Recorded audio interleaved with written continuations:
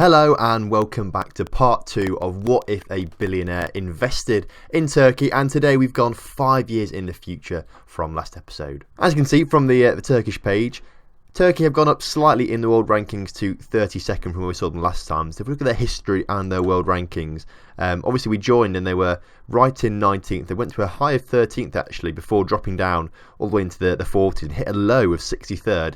But recently in mid-2023, it looks like they bounced up to number 10th overall in the world rankings. Now in mid-2025, we are down in 32nd overall. So we'll look at their schedule very quickly. How are they doing that? It was the 2032s, wasn't it? They did pretty well. They won every single game that year apart from one, so no wonder they rose so high as well, beating some decent sides there as well. I guess Ireland, Montenegro and Norway teams they thought to be expecting to be beating, but they're beating them convincingly, barely conceding goals. So that's pretty good as well. Almost the year before that, they did alright to be fair in the European Division B, for example, and then the season before didn't do very well in World Cup qualifying. So they had a pretty good year. That's why they went so high in world rankings. Perhaps 10th was a little bit too high, I think, considering the teams they're playing, but I suppose it is an unbeaten year, so they must have been pretty decent. In terms of the national team then, the best player is Atakan, who is a player for Leverkusen at the moment. He's a central midfielder or defensive midfielder. £44 million he's valued at. That's pretty decent. He's a real life player, obviously, there's no regen face there, but his stats, very, very nice. Let's go at his history very quickly. He spent his whole career at Leverkusen, but barely made it into the side, actually, until the 2019-20 season where he started to play, and he's been a regular. And since his debut, actually, his lowest average rating has been a 7.05, basically, in the seasons that he actually played full games. So he's been, obviously, very consistent and very good in those seasons. So fair play to him. He's the best player there with 165 current ability, 165 potential. So he's reached that completely. The goalkeeper, Berke Oza, is the next best guy there, 179. Currently plays for Fenerbahce. He's 25 years old. Is he a regen? He's not a regen, but he spent a lot of his career, in fact, he spent all his career in Turkish football, but moving around to different clubs and some top clubs as well, but currently finds himself at Fenerbahce. In terms of potential ability though, Kana Kokak, I think that's the guy we recognised last time as well, that was going to be really, really decent. 156 current ability, 173 potential, 24 years old. I don't think he's going to reach that 173. He may top out 160, but I don't think he's going to get much better than what he actually is at the moment. And actually, I know he's a right back and not meant to be that technical, but his technicals are kind of poor actually, but his mentals are pretty decent and his physicals a bit off really, to be fair. Stamina and acceleration very, very good, but his pace, I mean actually his pace and strength and stuff is very good, but his jumping reach, natural fitness and things leave a little bit more to be desired for. But currently at Fenerbahce, again, like the last player, he's moved around to various different clubs for lots of money. His career transfer fee is £63 million, moving around to loads of different clubs. His biggest one was 20 million though from Fenerbahce. From this team, which I do know how to pronounce now because someone in the comments told me about it. I need to find it in the comment section now to see if I can actually properly pronounce it. I think Inferno Gamer told me how to say it properly, and I say it Başak Şehir, that's the proper way to say that team there. They bought him for 10.25 million, but I'm sure I'm going to forget that before the end of the episode as well. But thank you very much, Inferno, for that. There were tons of comments actually on the last episode helping with pronunciation, so thank you very much for that. And tons of comments anyway, just saying, good job. So thank you very much for all those comments. They were really nice actually. And then if we look further down the side, this guy, Atakan, I hope you notice as well that I'm not saying the surnames on some of these guys because I can't pronounce some of these surnames. But that's the guy we spoke about obviously before, 165. Ahmet here has 161 potential at 23 years old. He could get there, I reckon, mid 140s, maybe topping at 150, but I don't think he's going to get to 160. But he looks like a pretty decent player playing for Bordeaux. He's got some decent stats on him, but nothing too special really when we look at him. But played a lot of football in Turkey before making an £11 million move to Bordeaux in France. Obviously, that's a pretty good move for him, I think. And then, of course, Çalhanoğlu is that player. Still there, 31 years old, 150 current ability. Obviously, not going to reach that potential, but still a very, very good player. What his stats looking like? He's all right. He's not scoring bags of goals, to be fair. I expected more from him, scoring plenty more goals, but he's only scored more than 10 goals in one season in recent years, which, if being honest, actually, is probably a little bit disappointing for a player of what's meant to be his calibre. Right, let's move on then to the Turkish Super League, the top division in Turkey. And as you can see, it's moved up to 7th in the European rankings. They've taken the Eredivisie and things like that. So we'll see in a minute how far away it is from the Portuguese when we look at the European coefficient, for example. But it has topped out to 7th. That's the highest it's been for a long time. Galatasaray, you can see here, have won the league the past couple of seasons in a row. So that's pretty good for them. Besiktas sneaking in one more title for Galatasaray. Seem to have run away with it the past few seasons. If we go back 5 seasons then, so we go to the 2020-21 season, Besiktas won it for the last time there on goal difference. It can't be goal difference actually. I assume that the Turkish League is now head to head actually, not gone goal difference, so Besiktas, although they got level points with Galatasaray and Galatasaray got more goal difference, Besiktas had a better head-to-head record against Galatasaray, so I guess they must have beaten them and drawn or something like that, I don't know. But obviously Besiktas winning the title there, Galatasaray fans will see that as very harsh, but Besiktas fans will be delighted with that. 21-22 season, then Galatasaray do win the league this time by a good margin this time, actually 6 points they've won it by, very comfortably with a huge goal difference as well, so that's pretty good. And then Besiktas finishing second and Fenerbahce getting that final European Champions League place. Antalyaspor finished third last season, actually, in the season before, but dropped down to fourth this season, with Başakşehir finishing in fifth after they improved from their sixth from last season, the season before. Obviously, 22-23 Galatasaray won it once again with a lower points total, but with a bigger margin this time. 12 points they've won it by from Fenerbahce, who get second place this season, with Besiktas finishing down in third. Başakşehir finishing down in sixth, and Antalyaspor finishing down in ninth, actually. So they've both had big drops after being in European football, which opened the door to Trabzonspor and Bursaspor to get in those Europa League places there, so that's pretty good for them. 23-24 Galatasaray obviously once again with a huge 14-point margin from Fenerbahce. Trabzonspor finished third this season, getting Champions League football. Başakşehir finishing back in fourth this time. They're doing pretty well for themselves now. Besiktas dropping down to fifth. They're dropping further and further down now, fifth this season. And then the season we have just had, Galatasaray finishing top of the table, champions on 82 points with a huge margin over Antalyaspor, who don't get Champions League football. So I presume along the way there they must have got some sort of financial fair play issue, which is something we'll have to look at in a second. Besiktas finishing third, get a Champions League place. Fenerbahce with a Champions League place. Başakşehir also there with a Europa League spot.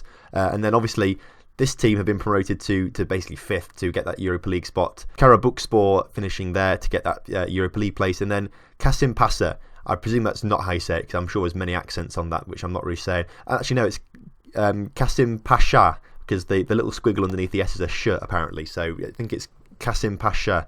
But they also get Europa League spots, so I presume whoever won the cup, the Turkish Cup, finished up here as well. We'll look at the Turkish Cup in a few moments' time. But let's have a look at the rules in this very quickly. Antalyaspor, have they got financial issues or something?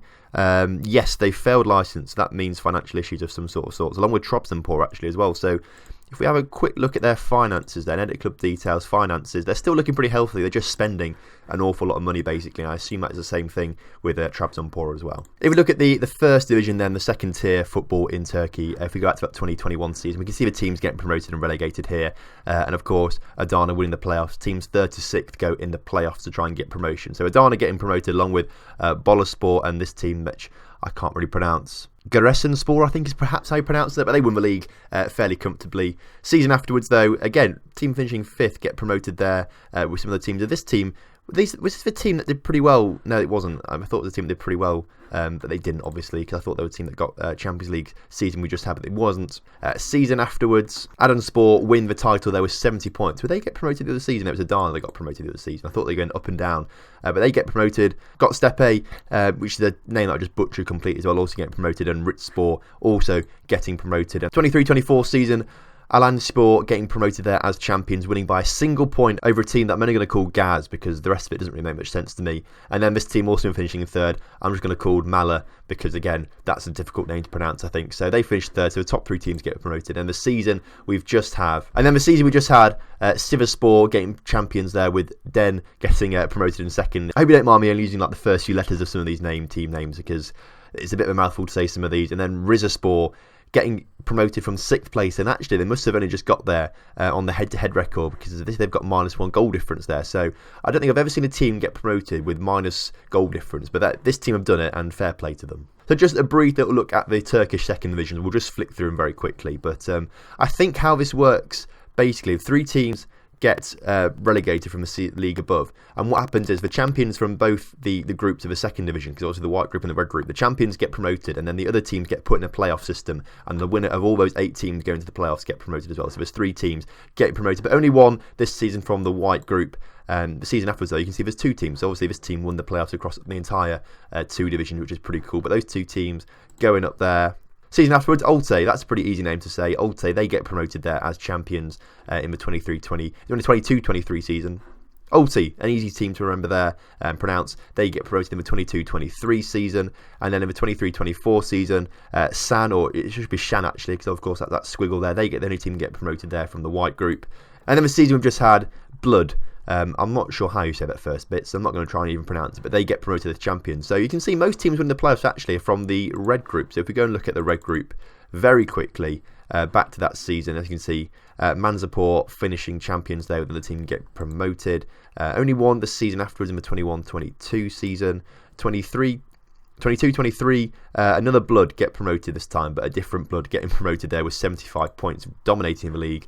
And then the season 23-24, 2 teams getting promoted, and then the season we've just had another 2 teams getting promoted. So much more success in the red group, which is very interesting. Now, I was asked in the comment section to give a little shout out to someone's uncle who plays for a team in Turkey in real life, but I think we may have gone too far in the future now. He may have retired, he's not in the game anymore. But Theodore Elmar is apparently a player that plays in the Turkish division. Apparently his nephew watches these videos, so if he's watching this, there's your uncle. We can't find him in the game, unfortunately. And the team that he plays for, how are they doing? Let's have a look at those as well, because it's a team that I can't really pronounce too much. Alaz Igspor is the way you say it, but there they go. That's the team, 14th in the Turkish First Division. They had a relegation actually, which was pretty bad, but they got promoted, finished 7th last season, and the season we just had finished in 14th. So not the best time for them actually. They've been on a bit of a decline actually, but hopefully with the money they've got, they'll get back into that Super League which they were in the early 2010s. Before we look at European football then, we'll just look quickly at what's happened in the past few years then in terms of transfers in the top division. So you can see some big money being spent by some big teams. Başakşehir here spending 24 right to 36 million on this guy from Stoke City. Is he any good? Is he still there? He's still there, but I wouldn't say he's worth the money that they spent on him really, looking at his stats there. And has he actually played that much? He's played a bit, but he's not, to be fair, his stats have been pretty decent. His average rating's been good apart from the season we've just had, but he can't have been that bad. But 30 million does seem like a lot to spend on a player there. Season afterwards, 18 million rounds to 28 million is the most spent there by Fenerbahce from Antalyaspor for Berke Oza. So obviously we know him, we've seen him already in the national team, so we know he's a decent player. What's interesting as well to notice is that there's a whole range of teams spending lots of money. It's not just one team dominating, there's quite a few teams spending lots of money, which is quite interesting to see. I say that though, this past season, Besiktas in the 22-23 season spent a lot of money, 34 right to 43 million for Sebastian Driussi from Zenit St. Petersburg. 29-year-old Argentinian guy now. He's gone down in value quite a bit. How's his career panned out? He's played very well actually since been in Turkey. Not below a 7 rating the past few seasons, but hasn't played like every game. So perhaps he's more of a rotation player, which I think is a bit weird considering you're spending that much money on a player that seems to be rotation. The 23-24 season, Başakşehir here, also there once again with a top transfer. Charlie Gunther from Besiktas there, 22 million rising to 27 million. Is a big transfer to be paid. He's still there at Başakşehir here. He's got some very nice physicals and some decent mentals actually. I reckon he's a very decent centre-back there. Looking at his stats, last season didn't play too well actually, but the season he had before that played very well, 7.01 rating, his highest of his entire career. So I reckon he's been a pretty decent transfer for them. And then the 24-25 season, the season we've just had, OK Dogan from Antalyaspor to Besiktas for 23.5 million, rising to 32 million. Is he any good? Let's have a look. No, basically. I mean, I don't know why they paid that much money for him. I don't really see good stats there, apart from his heading and marking.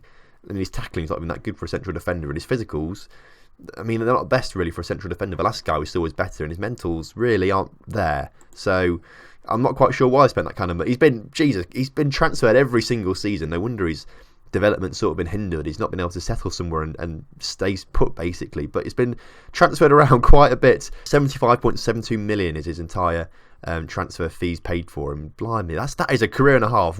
This is the guy that you call a journeyman. This is a real journeyman. Right then, let's start with the Euro Cup in terms of European football then. Let's see what teams have made it from Turkey. Galatasaray in this first season of the 2021 season, they get there but lose to AC Milan 4-3 on aggregate despite winning that first leg. AC Milan came back there. Antalyaspor there as well, but lose to Real San Sebastian 2-0 on aggregate. But Besiktas do carry the flag for Turkey, beating Schalke 4-3 on aggregate, which puts them into the second knockout round. Of course, Besiktas have won this tournament already, and they seem to get through it once again, beating Benfica 2-1 on aggregate, which is pretty decent to be fair.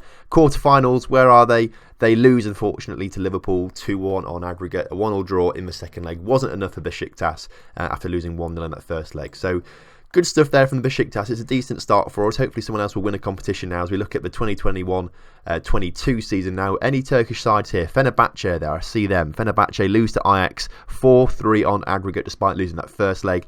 Galatasaray there once again as well, but they lose 6-5 on aggregate despite winning that second leg 3-2. Unfortunately, couldn't get through. And that's all the Turkish sides there, actually. That's kind of disappointing season, the 21-22 season. The 22-23 season, though, seems to be 4 Turkish sides there I can see.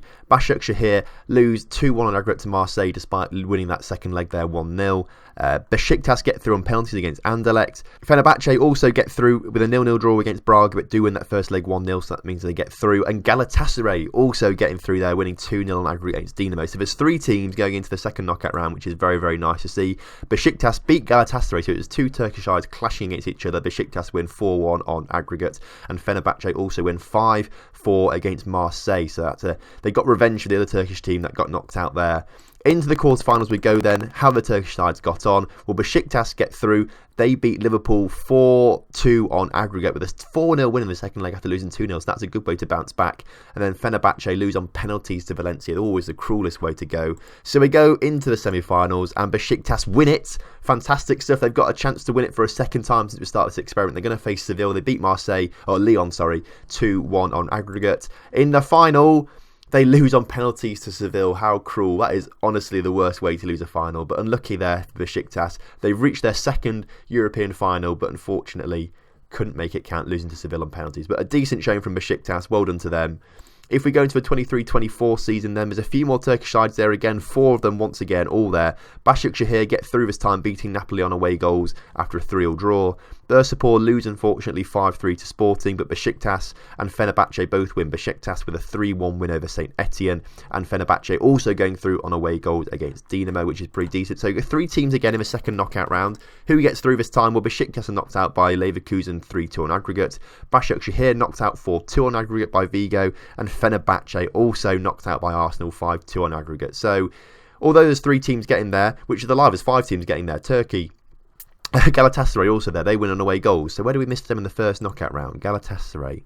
Where are they? They beat Greencamp there. So we missed a team there, but they get through. So there was 4 teams in the second knockout round, but only 1 go through. Galatasaray through to the quarterfinals where they beat Shakhtar Donetsk 4-1 on aggregate. Fantastic stuff.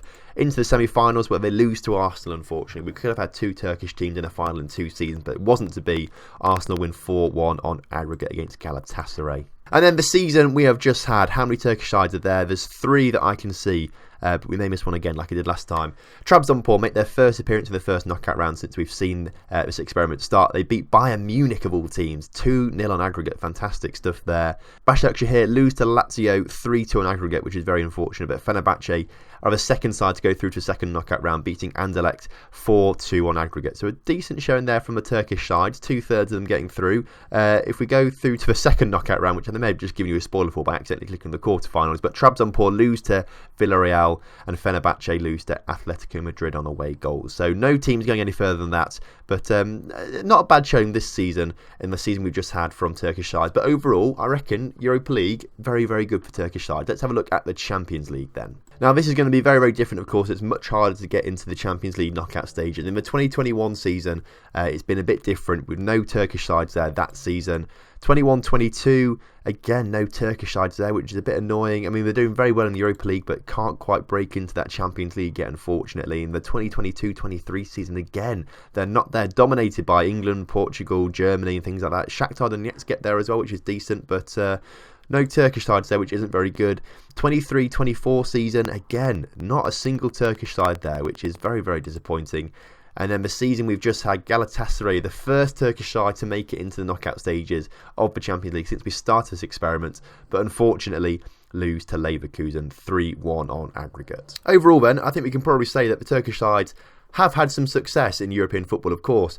It's limited to the Europa League though. They've not been able to break into those knockout stages of the Champions League. But hopefully Galatasaray in this season we've just had are going to be that breakthrough side and they're going to get there. Also, I did promise you that I'd show you it. I did forget actually. But just before we finish here, you can see the winners of the Turkish Cup. But no one surprising there winning that. It's all the top teams that we've already spoken about winning it. So no real shift to the status quo there. Right, next episode then, we're either going to go 5 or 10 years into the future. We're going to have to see.